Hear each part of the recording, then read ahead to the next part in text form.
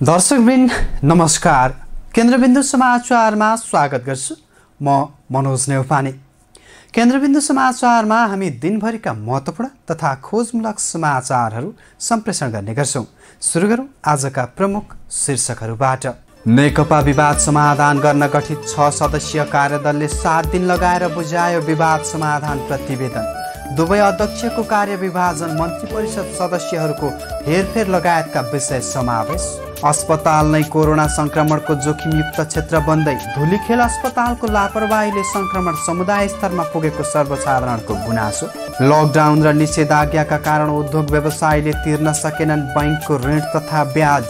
खराब कर्जा बढ्दो, कोरोनाका कारण विश्वभर 8 लाख बढीको मृत्यु। यो महामारी 2 वर्षभित्र नियन्त्रणमा आउन सक्ने विश्व स्वास्थ्य संगठनको भनाई। र युरोपा लिगको फाइनलमा सेभियाको अपराजित यात्रा कायमै, इन्टर मिलानमाथि 3-2 को जित निकाल्दै उपाधि चुम्न सफल। जस्तै परिस्थितिमा पनि होन्डा छ सधैँ तपाईसँगै। त्यसैले अब होन्डा हुनेछ तपाईसँग मात्र 1 रुपैयाँको डाउन पेमेन्ट वा 1 रुपैयाँको इएमआई वा 1% इन्ट्रेस्ट रेटमा। थप जानकारीका लागि यी नम्बरमा कल गर्नुहोस् वा माथि दिएको लिंक क्लिक गर्नुहोस्। होन्डा छ सधैँ तपाईसँगै। शर्माजी, चाउचाउ। कुन चाउचाउ? जसमा फाइदा छ। कसलाई फाइदा? हामीलाई कि ग्राहकलाई? तपाईलाई फाइदा हुने प्रीति चाउचाउ। फाइदा के छ यसमा? फाइदा चौताउ मसलाको स्वाद छ, मिठो मिठो याद छ, भोक मिटाउने ताकत छ, वर्षौंको विश्वास छ। बुझ्यो? प्रीति चाउचाउ, फाइदा हुने चाउचाउ। भोक लागेमा प्रीति खाऊ। केन्द्रबिन्दु समाचार सुरु गरौं विश्वव्यापी महामारीको रूपमा रहेको कोरोना भाइरस सम्बन्धी अपडेटबाट। विश्वभर कोरोना भाइरस संक्रमितको संख्या 2,31,49,000 माथि पुगेको छ भने संक्रमणबाट मृत्यु हुनेको संख्या 8,03,000 नागेको छ। त्यस्तै विश्वभर निको भएर घर फर्कनेको संख्या 1,57,32,000 नागेको छ। यता नेपालमा शनिबार 9 जना संक्रमितको मृत्यु भएको छ। यो सँगै कुल मृत्यु हुनेको संख्या 146 जना पुगेको छ। त्यस्तै शनिबार मात्र नेपालमा 634 जना संक्रमित थपिएका छन्। यो सहित नेपालमा कुल संक्रमितको संख्या 31,117 जना पुगेको छ। विगत 24 घण्टाको अवधिमा काठमाडौँ उपत्यकामा मात्रै 216 जनामा कोरोना संक्रमण पुष्टि भएको छ। त्यसमध्ये काठमाडौँमा 160 जना, भक्तपुरमा 50 जना र ललितपुरमा 6 जना संक्रमण पुष्टि भएको हो। स्वास्थ्य तथा जनसङ्ख्या मन्त्रालयका प्रवक्ता डाक्टर जागेश्वर गौतमका अनुसार शनिबार मात्र 136 जना कोरोना संक्रमण मुक्त भएका छन्। यससँगै कुल निको हुनेको संख्या 18,350 जना पुगेको छ। अब पुरा समाचार। स्पेनिस क्लब सेभिया युरोपा लिग फुटबलको 6औं पटक उपाधि जित्न सफल भएको छ। जर्मनीमा शुक्रबार राति भएको फाइनलमा इटालियन क्लब इन्टर मिलानलाई 3-2 गोल अन्तरले पराजित गर्दै सेभियाले उपाधि जितेको हो। सेभियाले पछिल्लो 7 वर्षमा 4थो पटक युरोपा लिगको उपाधि उचाल्न सफल भएको हो। हेरौं पुरा समाचार। युरोपा लिगको फाइनल खेलमा इन्टर मिलानमाथि 3-2 गोलको रोमाञ्चक जित निकाल्दै स्पेनिस क्लब सेभियाले 6औं पटक लिगको उपाधि जितेको छ। गए राति जर्मनीको कोलेग्नमा भएको खेलको 5औं मिनेटमा रोमेलु लुकाकुले पेनाल्टी मार्फत गोल गर्दै इन्टर मिलानलाई अग्रता दिलाएका थिए। सेभियाका रक्षक डिएगो कार्लोसले लुकाकुलाई 18 ऱ्याड बक्समा लडाएपछि इन्टरले पेनाल्टी पाएको थियो। तर सेभियाका लागि 12औं मिनेटमा बराबरी गोल फर्काएका लुक डी जोङले 33औं मिनेटमा पुनः गोल गर्दै टोलीलाई पहिलो अग्रता दिलाए। त्यसको 3 मिनेट बित्न नपाउँदै इन्टरका डिएगो गोडिनले बराबरी गोल फर्काउन सफल भएका थिए। प्रतिस्पर्धात्मक खेलको पहिलो हाफ 2-2 गोलको बराबरीमा टुङ्गिएको थियो। खेलको 74औं मिनेटमा सेभियाका डिएगो कार्लोसले प्रहार गरेको बाइसाइकल किक लुकाकुले क्लियर गर्न खोज्दा आत्मघाती गोलमा परिणत भएको थियो। निर्धारित 90 मिनेटको खेल सकिन 15 मिनेट बाँकी रहँदा 3-2 ले पछि परेको इन्टरले बाँकी समयमा गोल फर्काउन नसक्दा 9 वर्षमा जित्न लागेको पहिलो उपाधिबाट पनि वञ्चित हुनु पर्यो। एकातर्फ पछिल्लो 7 वर्षमा 4थो पटक युरोपा लिगको उपाधि उचालेको सेभियाका प्रशिक्षक लोपेतेगीले प्रशिक्षकको हकमा पहिलो उपाधि जित्न सफल भए। सेभियाको युरोपा लिग फाइनल पछिको यात्रा अहिलेसम्म पराजित भएको छैन। 2006 र 2007मा लगातार उपाधि जितेको सेभियाले 2014, 2015 र 2016मा पनि लगातार 3 पटक उपाधि जितेको थियो। यसैगरी सेभियाले फाइनलमा 2006मा मिडल्सबर्गलाई 4-2ले, 2007मा स्पानियोल विरुद्ध 2-2 बराबरीपछि टाई ब्रेकरमा, 2014मा बेन्फिकालाई टाई ब्रेकरमा, 2015मा ड्रनिप्रोलाई 3-2ले साथै 2017मा लिभरपुललाई 3-1ले हराएको थियो। विश्वभर कोरोना भाइरसले आतंक मचाइरहेका बेला विश्व स्वास्थ्य सङ्गठनले 2 वर्षभित्रमा यो आतंक नियन्त्रणमा आउने बताएको छ। विश्वभर हालसम्म 8 लाख बढी मानिसको ज्यान लिएको यो भाइरस 2 वर्ष अघि नै नियन्त्रणमा आउने सम्भावनाहरू पनि प्रशस्तै भएको WHO को भनाइ छ। हेरौँ पुरा समाचार। विश्व स्वास्थ्य सङ्गठन WHO का महानिर्देशकले कोरोना भाइरस महामारी 2 वर्षभित्र नियन्त्रणमा आउने बताएका छन्। शुक्रबार स्विजरल्यान्डको जेनेभामा बोल्दै WHO का महानिर्देशक डाक्टर टेड्रोस एडहोम ग्रेभेसले सन् 1918 को स्पेनिस फ्लू नियन्त्रणमा आउन 2 वर्ष लागेको जानकारी गराउँदै यस्तो बताएका हुन्। तर हाल प्राविधिक रूपमा बढी सबल भएको अवस्थामा उक्त भाइरस कम समयमा नियन्त्रणमा आउन सक्ने उनले बताएका छन्। बढ्दो घुलमिलका कारण भाइरस फैलन सक्ने सम्भावना बढी रहे पनि हामीसँग यसलाई रोक्नका लागि नयाँ प्रविधि र ज्ञान भएकाले यो सम्भव रहेको टेड्रोसले भनेका छन्। सन् 1918 को घातक फ्लूका कारण कम्तीमा 5 करोडले ज्यान गुमाएका थिए। हाल कोरोनाका कारण 8 लाख बढी मानिसहरूले ज्यान गुमाएका छन् भने 2 करोड 70 लाखभन्दा बढी मानिस सङ्क्रमित भएका छन्। महानिर्देशक टेड्रोसले महामारीका बीच व्यक्तिगत सुरक्षा पोसाक PPEसँग सम्बन्धित भ्रष्टाचार सम्बन्धी प्रश्नलाई पनि सम्बोधन गरेका छन्। उनले त्यस प्रकारका गतिविधिलाई अपराधको संज्ञा दिन समेत भ्याएका छन्। उनले कुनै पनि किसिमको भ्रष्टाचार स्वीकार्य नभएको र आफ्ना लागि त्यस प्रकारका गतिविधि वास्तवमै हत्या भएको उल्लेख गरेका छन्। स्वास्थ्य कर्मीहरूले PPE बिना काम गर्नु भनेको हामीले उनीहरूको ज्यान खतरामा पार्नु हो भन्दै टेड्रोसले थपेका छन्। त्यसरी सेवा गर्नु भनेको ज्यान समेत खतरामा पार्नु रहेको उल्लेख गरेका छन्।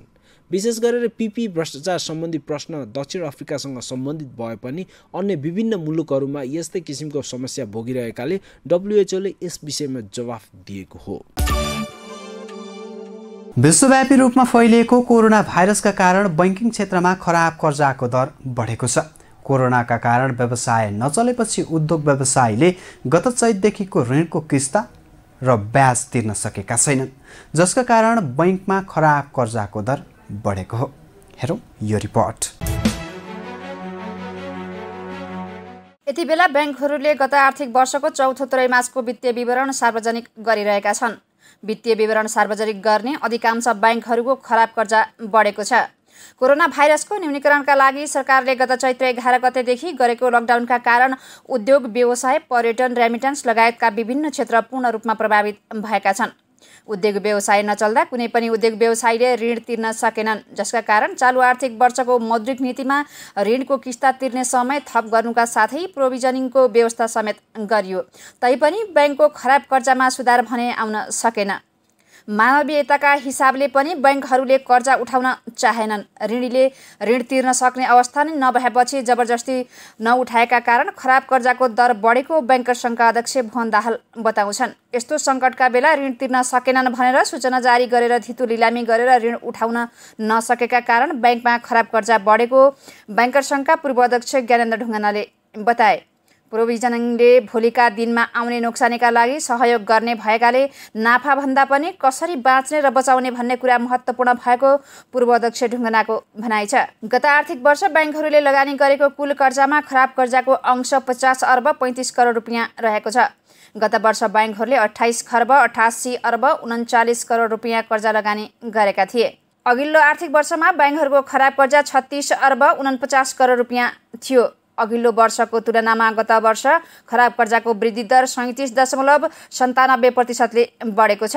गत वर्ष सञ्चालनमा रहेका 27 वाणिज्य ब्याङ्कहरूमध्ये 22वटा ब्याङ्कहरूको खराब कर्जा बढेको छ। सो अवधिमा सबैभन्दा बढी NMB ब्याङ्कले 1.86% र सबैभन्दा थोरै सिभिल ब्याङ्कको 0.01%ले खराब कर्जा बढेको देखिएको छ। गत आर्थिक वर्षमा सबैभन्दा बढी खराब कर्जा राष्ट्रिय वाणिज्य ब्याङ्कको रहेको छ। गत वर्ष ब्याङ्कको खराब कर्जा 4.08% रहेको छ। ब्याङ्कले 1 खर्ब 55 अर्ब 26 करोड रुपियाँ बराबर लगानी गरेको छ। सो कर्जामा खराब कर्जाको अंश 6,33,48,00,000 रुपियाँ रहेको छ। तर उक्त ब्याङ्कले अघिल्लो आर्थिक वर्षको तुलनामा खराब कर्जाको अंश भने घटाएको छ। त्यस्तै ब्याङ्कहरूको वित्तीय विवरण अनुसार Himalaya bank, Lakshmi bank, Nepal bank र कृषि विकास ब्याङ्कले अघिल्लो वर्षको तुलनामा खराब कर्जाको दर घटाएका छन्। नेपालको खराब कर्जा दक्षिण एसियाली मुलुकमा सबैभन्दा थोरै भएको विभिन्न अध्ययनमा देखिएको छ। तर गत आर्थिक वर्षको वित्तीय विवरणले भने अधिकांश ब्याङ्कको खराब कर्जा बढेको देखिएको छ। कोरोनाको महामारी फैलिएसँगै राष्ट्र ब्याङ्कले कर्जा वर्गीकरण र प्रोभिजनिङको व्यवस्थामा सहुलियत समेत दिएको छ, जसमा पुष मसान्तसम्म असल वर्गमा रहेको कर्जालाई असार मसान्तसम्म असल वर्गमा नै वर्गीकरण गर्न सकिने, असल वर्गमा रहेको कर्जालाई ब्याङ्कले थप प्रोभिजनिङ गर्नुपर्ने व्यवस्था रहेको छ। पछिल्लो समय नेपालमा कोरोना संक्रमणको दर बढ्दो छ, त्यसमा पनि उपत्यका झनै जोखिममा परेको छ।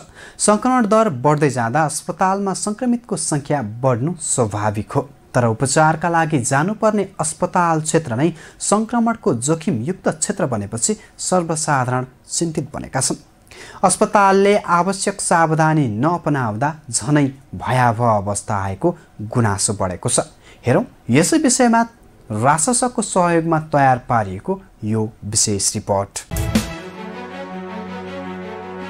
धुलीखेल अस्पतालमा स्वास्थ्य परीक्षण गराएर फर्किएकी भक्तपुरकी एक महिलालाई कोरोना संक्रमण भयो। निषेधाज्ञा जारी हुनुभन्दा केही अगाडि धुलीखेल अस्पताल पुगेर आएकी उनी त्यसबाहेक कतै गएकी छैनन्। धुलीखेल अस्पतालका बिरामी, नर्स, डेन्टल विभागका कर्मचारी, स्थानीय व्यापारीलाई समेत कोरोना संक्रमण भएपछि अस्पताल सिल गरिएको छ। धुलीखेल अस्पताल आउने जाने गर्नेहरू धेरै भएकाले त्यहीबाट संक्रमण समुदायमा फैलने त्रास बढेको धुलीखेल अस्पतालमा उपचार गराएर फर्किएका कोटेश्वर निवासी एक संक्रमित बताउँछन्। अस्पताल व्यवस्थापनको लापरवाहीले धुलीखेल अस्पतालबाट मात्रै विभिन्न जिल्लामा संक्रमण फैलिएको आशंका गरिएको छ। कोभिड र कोभिड नभएका बिरामीको एउटै अस्पतालमा उपचार गर्दा र अस्पतालले व्यवस्थापन राम्रोसँग गर्न नसक्दा अस्पतालबाटै संक्रमण फैलने त्रास भएको कर्मचारी नै बताउँछन्।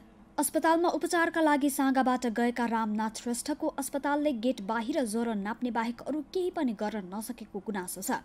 अस्पतालमा एक बिरामी, एक कुरुवाको व्यवस्था गर्न नसक्नु, अस्पतालका वार्डदेखि दाँतको उपचार गर्ने ठाउँसम्म बिरामीसँग प्रत्यक्ष भेट हुने नर्सहरूले गाउन, मास्क र पन्जा मात्रै लगाउने तर पिपिई नलगाउने गर्दा एकबाट अर्कोमा संक्रमण फैलने त्रास बढेको श्रेष्ठको गुनासो छ। धुलीखेल अस्पतालका विभिन्न विभागका कर्मचारीमा पनि संक्रमण बढ्दै गएको काभ्रेज जनस्वास्थ्य कार्यालयले जनाएको छ। स्थानीय हरिशरण कार्कीले बिहान बेलुका कर्मचारी ओसार्ने धुलीखेल अस्पतालका बस असुरक्षित रहेको गुनासो पोखेका छन्। सरकारले 2वटा मध्ये एउटा सिटमा एकजना बस्ने भने पनि 2वटै सिटमा कर्मचारी बस्ने गरेको काठमाडौँ, भक्तपुर र ललितपुरका विभिन्न ठाउँबाट नर्स, दन्त्य चिकित्सक र अन्य कर्मचारी आउने जाने गरेको बताउँदै कार्कीले अस्पतालको लापरवाहीका कारण समुदायमा संक्रमण फैलिरहेको बताए। यता भक्तपुरको सूर्यविनायक नगरपालिका 5 कटुन्जेमा एकै परिवारका सबैमा कोरोना संक्रमण भेटियो। उनीहरूको यात्रा विवरण भनेको नेपाल कोरिया मैत्री नगरपालिका अस्पतालमा बिरामी कुर्ने र फर्कने गरेको पाइएको स्वास्थ्य कार्यालय भक्तपुरले जनाएको छ। मध्यपुर अस्पताल र नागरिक अस्पताल गट्ठाघरमा अन्य रोगको उपचारमा आएका बिरामीमा पनि कोरोना संक्रमण पुष्टि भएको तर अस्पतालले सावधानी नअपनाएको बिरामी एवं कुरुवाको गुनासो छ। भक्तपुरमा अहिलेसम्म 244 जनामा कोरोना संक्रमण पुष्टि भएको छ। त्यसमध्ये सबैभन्दा धेरै अस्पतालका बिरामी, बिरामी कुरुवा, बिरामी भेट्न जानेहरू रहेको कार्यालयका प्रमुख कृष्ण मिजार बताउँछन्। भक्तपुरका प्रमुख जिल्ला अधिकारी हुमकला पाण्डेले विभिन्न रोगको उपचारका लागि विभिन्न अस्पतालको सम्पर्कमा आएका कति प्रतिशतलाई संक्रमण छ भनेर अनुसन्धान गर्ने बताए। उनले सावधानी नअपनाउँदा अस्पतालबाट पनि संक्रमण फैलने भएकाले अत्यावश्यक काम बाहेक अस्पताल नजान आग्रह गरेका छन्। धुलीखेल अस्पताल त नमुना मात्रै हो, अन्य अस्पतालको अवस्था पनि उस्तै छ। अस्पतालका सवारी साधनमा ओहोर दोहोर गर्दा सरकारले तोकेको मापदण्ड पूरा नगरेको, अस्पतालका गाडीको बाहिर भित्र दैनिक डिसइन्फेक्सन नगरेको, अस्पतालको कर्मचारीलाई पिपिई लगायतका अत्यावश्यक सुरक्षा सामग्रीको उपलब्धता नगराई काममा लगाउने गर्दा कर्मचारीबाटै पनि घर तथा समुदायमा संक्रमण फैलिएको हुन सक्ने भएकाले संक्रमितको अनुसन्धान आवश्यक रहेको डाक्टर होमप्रसाद आचार्य बताउँछन्। अस्पताल व्यवस्थापनको लापरवाहीका कारण पनि संक्रमण फैलिने भएकाले कोरोना संक्रमित र अन्य बिरामीको उपचार गर्ने अस्पताल फरक फरक बनाउनु आवश्यक रहेको डाक्टर आचार्यको भनाइ छ। सरकारले निजी अस्पताललाई 20% शैय्या कोभिडका बिरामीलाई छुट्याउने निर्देशन दिनुभन्दा निश्चित मेडिकल कलेज र अस्पताललाई सरकारले अस्थायी रूपमा नियन्त्रणमा लिई कोभिडका बिरामीको मात्रै उपचार गर्ने अस्पताल बनाउनु पर्ने बताउँछन् डाक्टर सलिम चौधरी। कोभिडका बिरामी र कोभिड नभएका बिरामीलाई एउटै अस्पतालमा राखेर उपचार गर्नु घातक हुने बताउँदै उनले सरकारले कोभिड अस्पताल घोषणा गरेर फरक फरक अस्पतालमा उपचार गर्नुपर्ने बताउँदै डाक्टर चौधरीले चीनमा गरिएको उपचारको शैलीबाट नेपालले सिक्नुपर्ने बताउँछन्। केन्द्रबिन्दु समाचारमा अब आजको टप 1 न्युजको पालो। नेपाल कम्युनिस्ट पार्टी नेकपाको पार्टी सङ्कट समाधानका लागि गठित कार्यदलले पार्टी अध्यक्षद्वयलाई प्रतिवेदन बुझाएको छ। कार्यदलले पार्टीको सङ्कट समाधानका विषयमा घनीभूत छलफल गरी सुझावसहितको प्रतिवेदन बुझाएको हो। उक्त प्रतिवेदनलाई परिमार्जनसहित पार्टीको सचिवालय वा स्थायी कमिटी बैठकले पारित गर्नेछ। हेरौँ पुरा समाचार। नेपाल कम्युनिस्ट पार्टी नेकपाको विवाद समाधान गर्न गठित 6 सदस्यीय कार्यदलले एक साता लगाएर तयार गरेको प्रतिवेदन शनिबार अध्यक्षद्वयलाई बुझाएको छ। प्रधानमन्त्री समेत रहेका अध्यक्ष ओलीका प्रेस सल्लाहकार सूर्य थापाले केन्द्रबिन्दुसँग कुरा गर्दै कार्यदलले प्रतिवेदन बुझाएको जानकारी दिए। सल्लाहकार थापाका अनुसार शनिबार झन्डै 8 घण्टा बैठक बसेर अन्तिम रूप दिएको प्रतिवेदन कार्यदलले शनिबारै अध्यक्षद्वय केपी शर्मा ओली र पुष्पकमल दाहाल प्रचण्डलाई बालुवाटारमा हस्तान्तरण गरेको हो। शनिबार बिहानैदेखि प्रधानमन्त्री निवास बालुवाटारमा बसेको बैठकले पार्टीभित्र उठेका विभिन्न विषयमा मसिनो गरी छलफल गरी दस्तावेजीकरण गरेको हो। गत साउन 30 गते नेकपाका महासचिव विष्णु पौडेलको संयोजकत्वमा नेताहरू भीम रावल, जनार्दन शर्मा, सुरेन्द्र पाण्डे, शङ्कर पोखरेल र पम्फा भुसाल सदस्य रहेको 6 सदस्यीय कार्यदल गठन भएको थियो। कार्यदलले प्रधानमन्त्री केपी शर्मा ओलीलाई दुवै पदबाट राजीनामा नगराउने गरी सहमति प्रस्ताव तयार गरेको छ। त्यस्तै कार्यदलको प्रतिवेदनमा दुवै अध्यक्षको कार्य विभाजन, मन्त्री परिषद सदस्यहरूको हेरफेर, प्रदेश सरकार पुनर्गठन, नियुक्ति, सिफारिस लगायत विषयमा पार्टीमा छलफल गरेर मात्रै सरकारले निर्णय गर्ने कार्यविधि उल्लेख गरिएको छ। प्रतिवेदनमा एकता महाधिवेशन आगामी चैत्र महिनामै गर्नु उपयुक्त हुने सुझाव समेत पेश गरेको छ। कार्यदलले सुझाएको प्रतिवेदन सचिवालयमा छलफल गरेर स्थायी कमिटीले अनुमोदन गर्दै कार्यान्वयनमा लैजाने नेकपाका नेताहरूको तयारी रहेको छ। गत असार 10 गतेबाट सुरु भएको स्थायी समिति बैठक पार्टीभित्रको विवादका कारण साउन 18 पछि बस्न सकेको छैन। नेकपा अध्यक्ष प्रचण्डसहित वरिष्ठ नेता माधव कुमार नेपाल लगायतका नेताहरूले ओलीको राजीनामा मागेपछि विवाद चर्किएको थियो।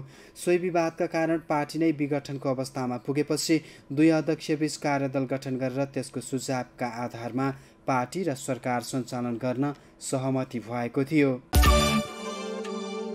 दर्शकवृन्द, आजका लागि केन्द्रबिन्दु समाचार सकिएको छ। भोलि पुनः यसै समयमा उपस्थित हुने नै छौँ। तबसम्मका लागि बिदा दिनुहोस्। केन्द्रबिन्दु न्युज हेर्दै गर्नुहोला। नमस्कार।